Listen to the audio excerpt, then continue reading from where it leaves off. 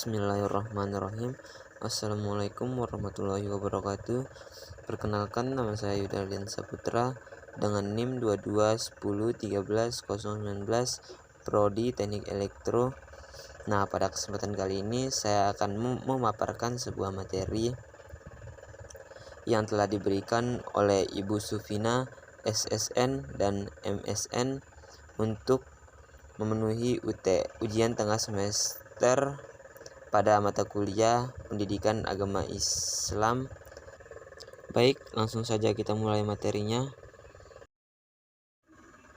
Baik, soal yang pertama yaitu apa kontribusi hukum Islam dalam kehidupan bermasyarakat. Indonesia dalam peta pemikiran Islam dunia adalah suatu negara yang unik dan menarik. Selain sebagai negara berpenduduk muslim terbesar di dunia, di dalam kehidupan mayoritas masyarakatnya terdapat paradigma pemikiran masyarakat, masalah kenegaraan, kebangsaan, dan perspektif keagamaan yang beragam. Dilihat dari segi pluralisme penduduk, masyarakat Indonesia memiliki adat istiadat dan lebih tepat disebut hukum kebiasaan, customary law, atau sering disebut hukum adat. Dari segi pluralisme spesifik lagi, hukum Islam sebagai agama yang diyakini sebagian besar masyarakatnya sebagai negara bekas dijajah kolonial Belanda.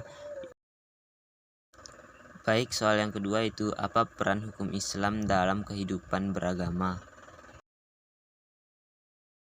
Pertama, hukum Islam berperan dalam mengisi kekosongan hukum dalam hukum positif yang dalam hal ini hukum Islam diberlakukan oleh negara sebagai hukum positif bagi umat Islam.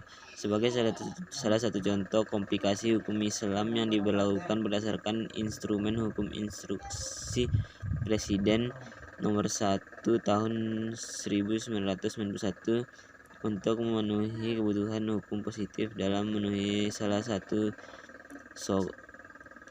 kedudukan pengadilan agama sebagai pengadilan negara.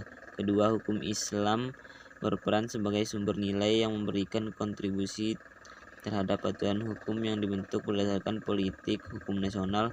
Dalam hal ini sangat tergantung pada sikap pemegang kekuasaan legislatif yang muslim, memiliki kualitas keilmuan di bidang hukum Islam dan semangat jihad serta komitmen terhadap hukum Islam.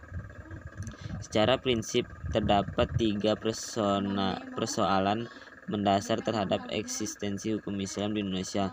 Pertama, elastisitas hukum Islam dalam mengakomodasi peristiwa-peristiwa baru dalam masyarakat yang mana hukumnya belum diatur secara tegas dalam hukum Islam. Kedua, pelembagaan hukum Islam menjadi hukum negara atau yang dikenal dengan positivisasi hukum Islam di Indonesia.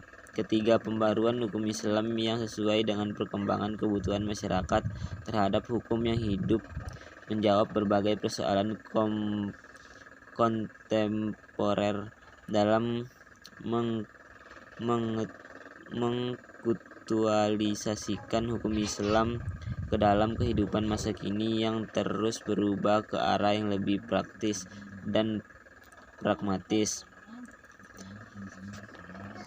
Mungkin itu saja jawaban yang dapat saya sampaikan. Semoga teman-teman dapat memahaminya dengan baik. Saya Yudalian Saputra, pamit undur diri. Wassalamualaikum warahmatullahi wabarakatuh.